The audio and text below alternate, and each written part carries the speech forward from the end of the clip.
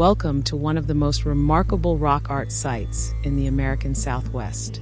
Spread across the volcanic ridges ahead of you are more than 21,000 documented petroglyphs, pecked into dark basalt stones by the Jornada Mogollon people roughly between AD 900 and 1400. These are not paintings.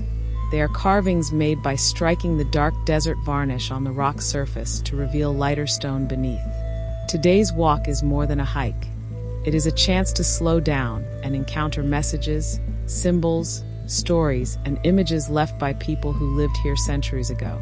Water from nearby streams and seasonal rains made this a valuable place to live, travel, and gather. Imagine this valley centuries ago. Families moved through these lands growing corn, beans, and squash where possible, gathering wild plants, hunting small game, and maintaining trade routes with neighboring communities. Why carve so many images here? No single answer exists. Some may mark clan identities. Some may record spiritual beliefs. Some may tell stories, map movement, celebrate animals, teach lessons, or mark sacred places. This uncertainty is part of the wonder. Spirals are among the most common symbols across the Southwest. Their meanings likely varied by culture and context. They may relate to journeys, water, migration, life cycles, celestial movement, or sacred concepts. Interesting fact: petroglyphs are not a written language in the alphabet sense. They are visual communication, and meanings can be layered or symbolic rather than literal. Animals were central to survival and worldview. They provided food, materials, and spiritual meaning. Birds often appear with striking detail. In many indigenous traditions, birds connect earth and sky. They move between worlds humans cannot. Mountain sheep are common in regional rock art because they were admired for agility and strength. Interesting story. Archaeologists often compare nearby animal bones, tools, and habitat evidence with petroglyph images. Sometimes art confirms what species were important to local life. Imagine a young person learning to track animals here, guided by elders who knew every plant, trail, and season. Some of the most memorable carvings depict human-like figures. You may see dancers, hunters, masked forms, or stylized bodies with dramatic head shapes. These are not necessarily portraits. Some may represent ceremonial roles, mythic beings, ancestors, or transformed spiritual identities. Many cultures use masks, body paint, or costume in ritual settings. A carved figure may represent power, prayer, or storytelling rather than a specific individual. Because descendant communities still hold sacred traditions, archaeologists are careful not to claim certainty where living cultural knowledge deserves respect. In other words, not every mystery needs to be solved to be meaningful. Ancient people chose places with intention. The carvings around you may have been seen repeatedly across generations. This was not forgotten art. It was part of lived landscape.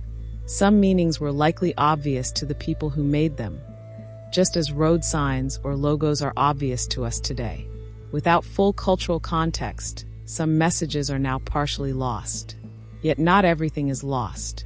We still recognize intention, pattern, beauty, humor, attention to animals, connection to place. Even across centuries, humans remain readable in certain ways. Sites like this can feel ceremonial, but remember, ordinary life continued every day. Someone was grinding corn. Someone was repairing sandals. Someone was carrying water. Children were learning by imitation and play. Stories were told at night. Seeds were planted when rains allowed. The people who made these carvings were not mysterious ancients. They were families, workers, artists, farmers, hunters, and teachers. That perspective brings the site back to life. Thousands of images survive because stone is patient. Empires rose and fell. Roads appeared. Languages changed. Yet these marks remain. Three Rivers reminds us that long before modern towns and highways, people observed this same sky, walked this same slope, and felt the same wind. They left messages not in paper or screens, but in volcanic stone. We may never decode every symbol, but perhaps the deeper message is simpler. We were here.